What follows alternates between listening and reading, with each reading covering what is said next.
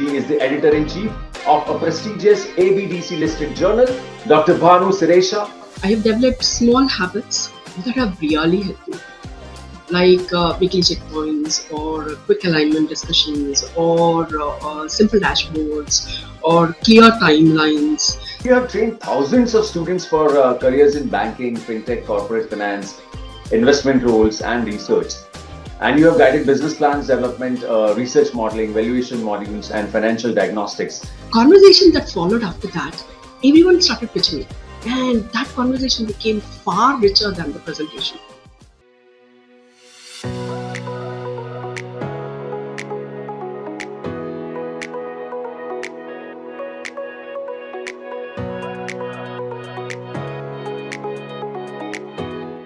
Hey everyone, welcome back to FaceTime with Leaders, powered by Directors Institute, World Council of Directors. I'm your host, Sunny Pancholi, and today we are stepping into a world where numbers tell stories, classrooms become launchpads, and leadership is built not in boardrooms, but in decades of shaping minds, systems, and institutions. Today's conversation is not just for academics, it's not just for finance professionals, it's for anyone who wants to understand how real leadership is built slowly, consistently, and with values that never shake. Our guest has spent over 30 years mastering the intersection of finance, governance, institutional development, and academic leadership. She is a woman who has built systems that last, frameworks that guide, and leaders who go out into the world carrying her lessons. She has taught thousands of students, mentored generations of faculty, led conferences and journals, shaped research culture, and brought financial literacy and academic rigor to the forefront. She is the editor-in-chief of a prestigious ABDC listed journal. She has 26 impactful publications, including work in ABDC A and Scopus journals. He has guided curriculum reforms, built research-driven learning environments, and empowered students to navigate complex financial markets with clarity and confidence. And today, she brings her insights, her warmth, and her extraordinary journey right here to all of us. Ladies and gentlemen, Dr. Bhanu Sireesha, welcome to FaceTime with Leaders. How are you doing today? I'm good. Thank you, Sunny, for that warm introduction. I'm truly humbled for that. It is wonderful to be here on FaceTime with Leaders, and I really appreciate the Directors Institute for creating a space that focuses on people's journey rather than their title. To be frank enough, Sunny, listening to you trace my path made me feel both grateful as well as a bit nostalgic. And because we rarely pause to look back in the midst of a very busy academic life, so this moment genuinely is it means a lot to me.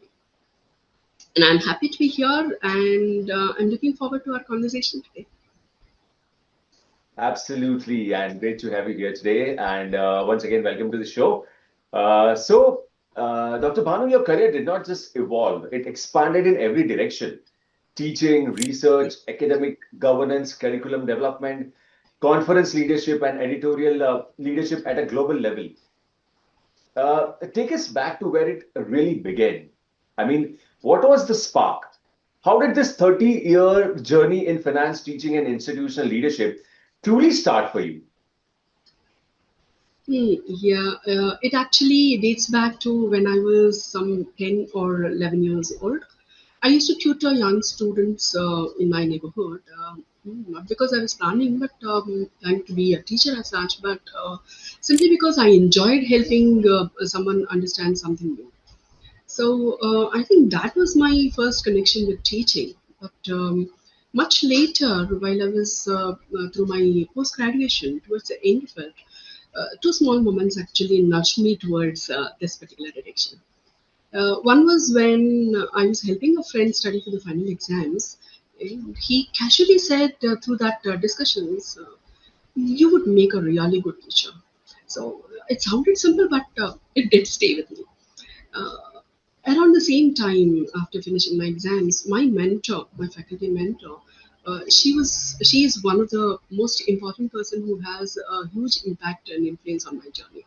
So she told me the same thing, but with a lot more conviction. She guided me to my first teaching opportunity. And Sunny, let me tell you this: she is the person who steered me to IBS, the current place where I'm working. So, looking back, her belief truly changed the course of my life. And balancing teaching, understanding how academic systems work, and later when I took up my research for my PhD, all these became very overwhelming for me through all these years. But every challenge has taught me something about clarity, resilience, and purpose.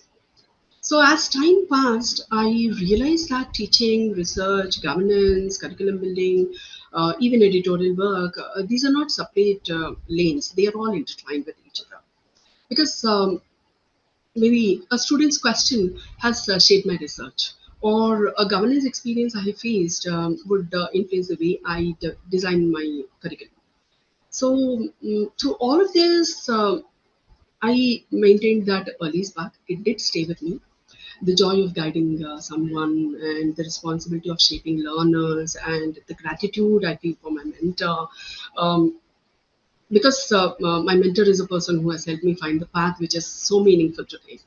So I think that's what has carried me through these 30 years.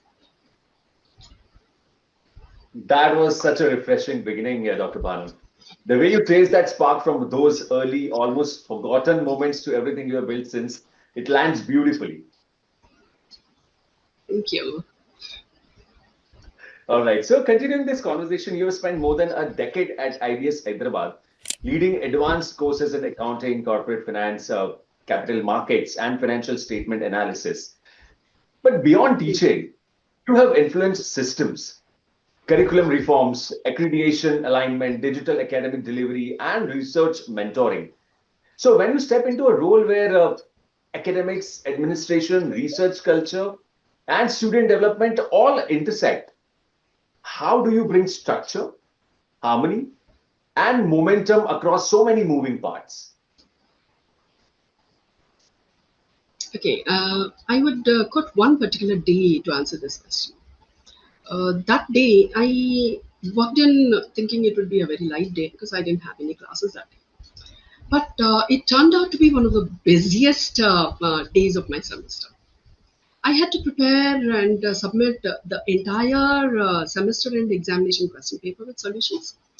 I had to deliver an online guest lecture. I had to present my research at a faculty seminar. And as a convener, I had to also attend a disciplinary committee. It felt like four different worlds needing my attention at the same time. So that reminded me that academic work is definitely not just multitasking. It is about creating clarity, rhythm, even when things get complex. So, looking back, I realized that over these years, I have developed small habits that have really helped me, like weekly checkpoints or quick alignment discussions or simple dashboards or clear timelines. So these routines have actually helped me, and they do help me maintain stability even on unpredictable days. Through all these, again, my priorities have always been very clear. Student impact comes first. Next comes faculty and teammates, and then comes the long-term institutional processes. So, and very often it is like the small, the consistent routines which I follow, something like a 20-minute or 10-minute research activity, then go in for a quick curriculum discussion. Something like this have actually created the maximum progress that I could have. And another aspect I would like to bring in is alignment, because it plays a very big part in my the style of functioning. So when you see in academics, we find most of the what to say parties that are available or linked over here, they move at different speeds. Faculty, students, accreditation bodies, or even industry. Until unless we have a alignment between all these, our work will not be properly designed out and implemented. So once I have seen a project struggling because of the missing alignment. So initially, when we mentioned it, people were not able to take it the way we wanted, we understood. But later on, we thought, no, we need to make it more clear to them. Let us pause here, clarify the purpose, then simplify the process, and restart everything. And after that particular process being discussed with the team members, it shifted the resilience or the resistance to ownership. And getting into my classroom, I bring the momentum by making experiential learning for the students. Specifically, talking about two elective courses. One is financial modeling using Excel. In this particular course, the students are made to work with live data, live market data, and they need to build portfolios based on their own risk profiles. Many students, after working these and after going in for the placement drives, they came back and told me that it really helped them for their interviews. Similar thing happens even for the elective called financial statement analysis.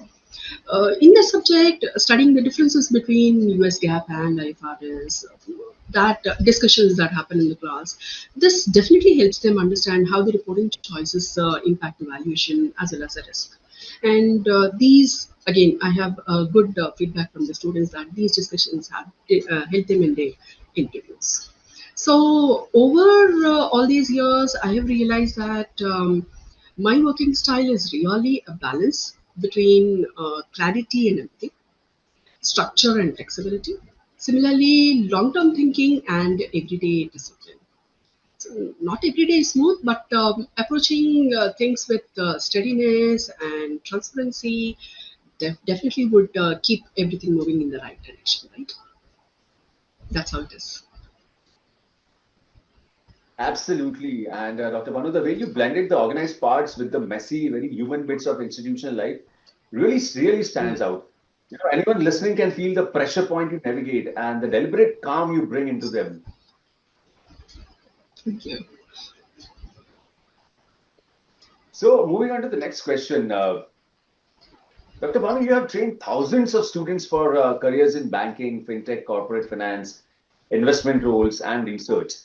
And you have guided business plans development, research modeling, valuation modules, and financial diagnostics. So let me ask you this. How did your years of teaching, training, and mentoring shape the leader you are today? And do you feel the classroom prepared you for the complexities of institutional management? In one word, it is yes. But let me explain. When I think about how teaching shaped me, one moment always comes to my mind. A student, specifically one instance, a student was presenting her business model. And as she progressed, I started identifying certain nuances over there, certain mistakes. And slowly, even the listeners, the class was also getting those patches. And halfway through, you don't believe, the student felt everything fall apart. The numbers were not matching, the assumptions did not work, and she was clearly getting embarrassed in front of the class. So I stepped in. And instead of correcting her, I turned towards the class and asked them one question. If this happened to you in the real organization, what would you do? You don't believe, Sunny, the conversation that followed after that, everyone started pitching in. And that conversation became far richer than the presentation. And it remained in the students how the approach should be. Everyone had a learning of it. So this situation has reminded me that leadership is really about giving people the space to think, to recover, and to grow. So every day I rely on such instances, specifically which are developed through my teaching experience as such. I can give you some examples like listening completely before responding, then simplifying complex ideas, handling disagreements, specifically being calm, then reading the energy of the room, and knowing when to step back as well as when to step in. These are certain things which I learned through these 30 years. And these definitely cannot be learned through a textbook. And they are shaped in the classroom, and they automatically become your leadership traits. Apart from this, there were moments which taught me humility too.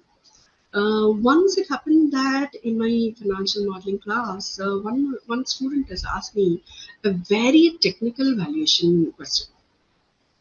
Frankly speaking, Sunny, I did not have any answer that time at that moment. So, regretting not to have an answer there, I went back that evening and extensively researched about it. The next class, when I went in, I started off with all enthusiasm, telling, here's what I found. And this instance actually has taught me how to get that confidence of telling that I do not know something. Let me get that. This sort of what to say confidence of telling that you do not know is very important in institutional roles too. Then coming to the next thing, my favorite memories are from mentoring students, and specifically the elective courses which I mentioned, financial modeling and financial statement analysis.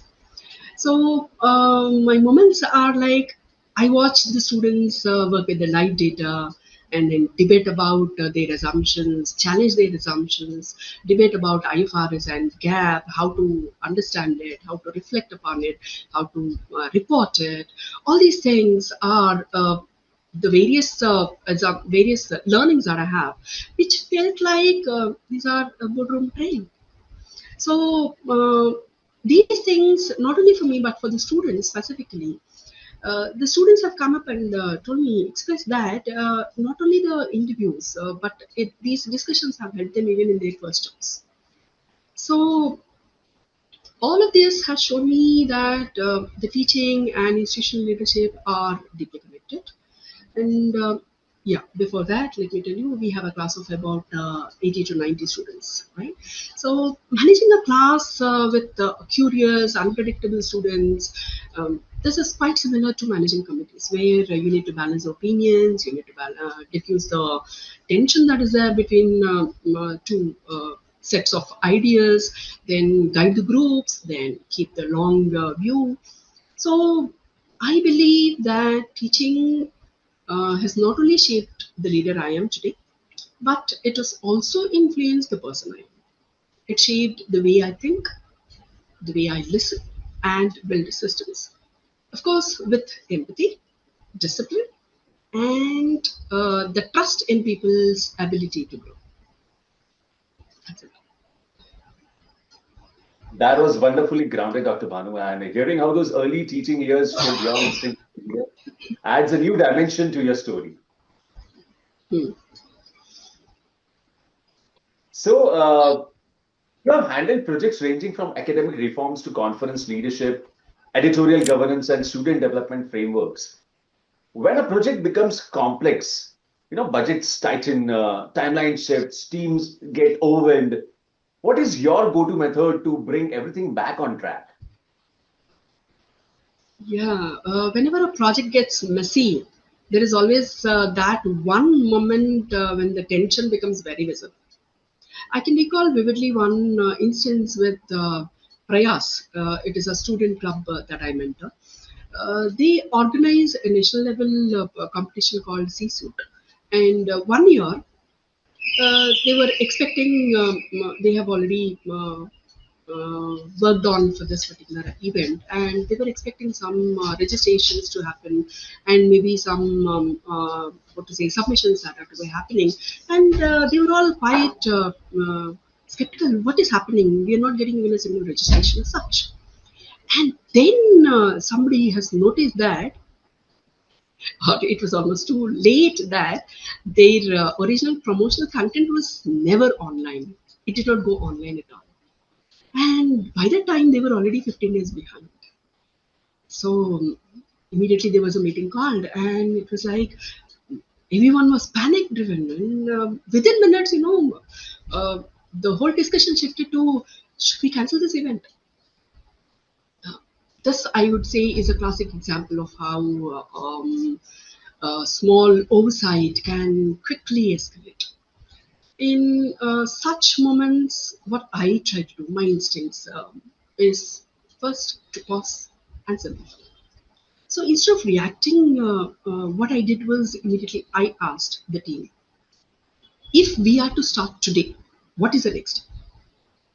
And that one question has actually changed the entire mood. And in crisis, I believe people do not require 10 ideas. They require one very clear starting point. Right?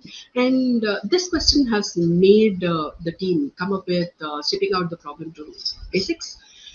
So after we did that, we immediately started building a reset plan where short and focused meetings were taken up instead of the long ones. Then each student has been given the ownership of one particular channel. We redesigned the outreach or accelerated the promotions, and we also have tightened the checkpoints. So within days, I think 3 or 4 days, within that 3 days, the momentum returned, and the students went on. To be frank enough, they exceeded the previous year's registration numbers. So they were able Wow. to succeed to that extent. Yeah. So that experience actually reinforced something that I have seen repeatedly in my academic leadership. The thing is, there should be clarity, and clarity is going to definitely come people. Structures are definitely going to create momentum. And I also feel that smaller wins are the ones which are going to rebuild your confidence. It's not one big thing, it's only smaller things which accumulate together. So, whether it is an accreditation deadline or a conference setback, or maybe a faculty project that is suddenly derailing, I would follow the same approach. Study the people, simplify the path, and build the momentum. This is what is my approach. So for me, crisis management is not the speed. It is about staying clear in the middle of chaos and helping the team move forward with confidence. Dr. Bhanu, that was such an insightful breakdown of what really happens when things get messy behind the scenes. And the way you described the confusion, the reset, and then the turnaround felt incredibly real. Hearing how you use clarity and recalibration in those moments gives us a deeper appreciation of the kind of leadership you bring to the table. Thank you. All right. So let's move on to the next segment of questions. But before we do that, welcome to our rapid fire round. Okay. So, all quick questions and all one-word answers. The first thing that strikes your mind. So, are you up for it? Yes. Okay. Here goes the first question. What's the first thing you do when you wake up? I thank God for the new day. And then maybe I take a moment to plan my whole day. Okay. Your comfort food after a long academic day. Curd rice, simple, soothing, and grounding. Absolutely. One activity that instantly relaxes you. Soft music. It helps me unwind almost immediately. Absolutely. If you could pick one superpower, what would it be? The ability to pause time. It will help me to just think clearly and maybe breathe. Wow, that's great. Okay, next question. A book that has influenced you deeply. Who moved my cheese? The simple lessons on change and adaptability have stayed with me. Absolute classic. Okay, next question. One country on your travel bucket list. Ah, I want to explore all the beautiful places across India first before thinking abroad. All right. But if you have to name one or the topping the list place. Maybe Japan. Okay, great. Next question. Your favorite movie to rewatch anytime. Three Idiots. I love the way it brings together learning, curiosity, and books. Great. My favorite too. All right. So, last question of the rapid fire round. One skill every future leader must develop.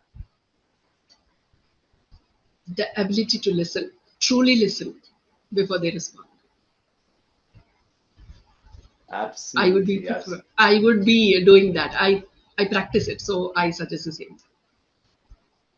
Absolutely. Great, great, great. That was crisp, warm, and fun, Dr. Bhanu. Really loved all the Thank answers of you. yours. Thank you. All right. So, moving ahead and talking about the bigger picture, the challenges that the industry faces. The finance and accounting world has witnessed its fair share of disruptions from global accounting scandals to corporate governance failures, audit lapses, valuation manipulations, and even regulatory breaches. These incidents shake investors' trust. It influences academic learning and change the way institutions teach ethics and accountability. So, in your view, what do these scams reveal about the gaps in our systems, especially in accounting, financial reporting, and governance?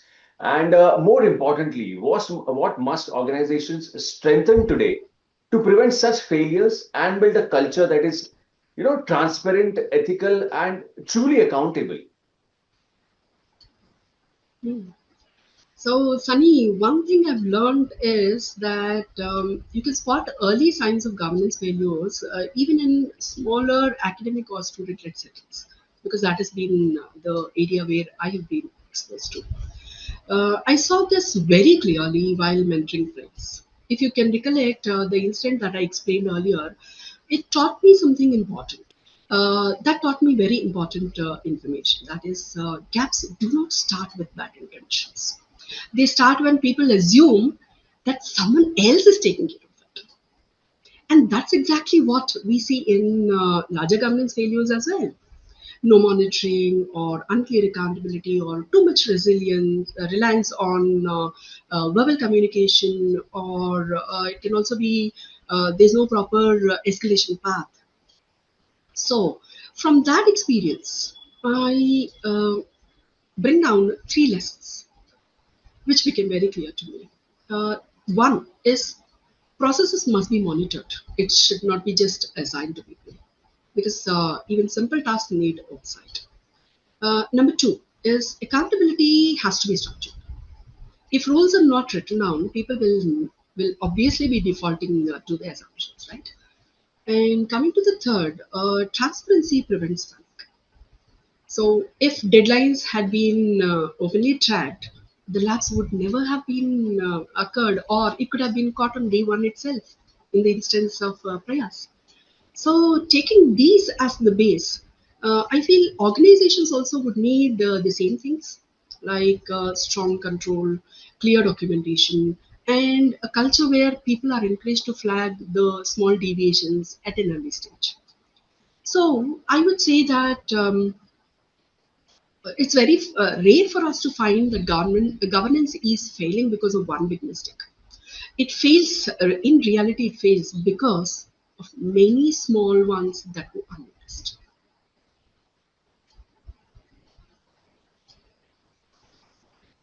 Rightly said, Dr. Bhanu, and that mixture of accountability and humility is exactly what this conversation needed. Thank you for laying it out Yes, so honestly. thank you. Yeah. All right. So, you recently joined Directors Institute, and I'm really curious about your journey through the program. Not just as an academic leader, but as someone who has spent decades shaping institutions and mentoring future professionals. So, let me ask you, what made you choose this program at this stage of your career? And what your expectations met once you enrolled? Yeah, so let me go back to my experiences again. So over the past few years specifically, my role has gradually expanded beyond traditional academic pursuits.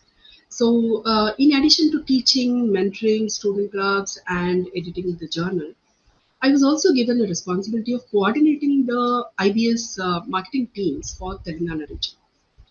So after taking it up, suddenly I was like, I was guiding multiple branch managers, helping them shape their outreach strategies, conducting training sessions, resolving challenges on the grounds, and also working with them towards their monthly and quarterly budgets and goals. So it didn't take long for me to realize that these responsibilities required more than an academic experience. They required governance thinking, whereby clarity on accountability is required, then decision making systems are to be taken care of, risk awareness is to be built in, then stakeholder alignment is mandatory, and also have a very clear boundary as well.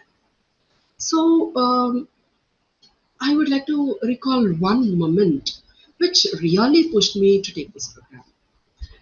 During a high stakes discussion on our regional performance with the team, the conversation shifted to areas such as oversight, controls, deviations, long term implications.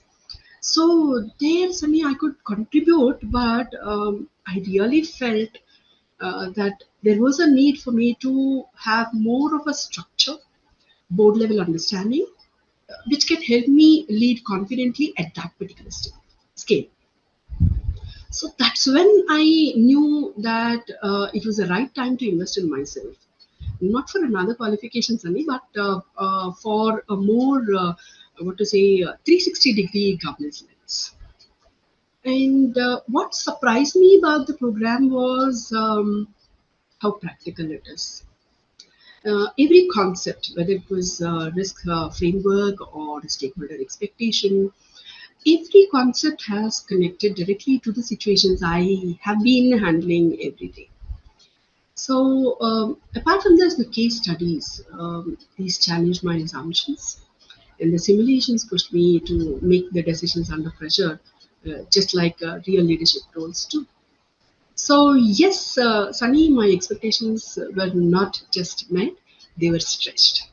And the program has given me a sharper decision making framework, a clearer sense of accountability, and the confidence to guide diverse teams with much more clarity and conviction. That's what I would say. That's such a thoughtful reflection, Dr. Bhanu. And hearing how you re entered the learner's seat after building so much over the years says a lot about your mindset. Thank you. Great, great, great. So, let me tell you, Dr. Bhanu, what an extraordinary conversation this has been. Listening to your journey from shaping generations of finance professionals to leading academic systems, championing research culture, and now strengthening your governance lens through Directors Institute has been nothing short of inspiring, truly. And for our listeners, there is a powerful message here. Growth doesn't stop when you reach seniority, it begins when you decide to go even deeper. And Dr. Bhanu embodies that beautifully. So, Dr. Bhanu, thank you so much for being so open, so thoughtful, and so generous with your insights. You know, your experiences will stay with our listeners long after this episode ends. So, thank you so much for joining in. Thank you very much, Sunny. It was a pleasure. Thank you once again, Dr. Bhanu. And to everyone tuning in, thank you for joining us on FaceTime with Leaders, powered by Directors Institute, World Council of Directors. I'm your host, Sunny Pancholi. And I hope this episode moved you, challenged you, and inspired you to step into your next chapter with clarity and conviction. Stay curious, stay committed, and remember the leader you are becoming is shaped by the actions you take today. I will see you in the next episode. Thank you so much.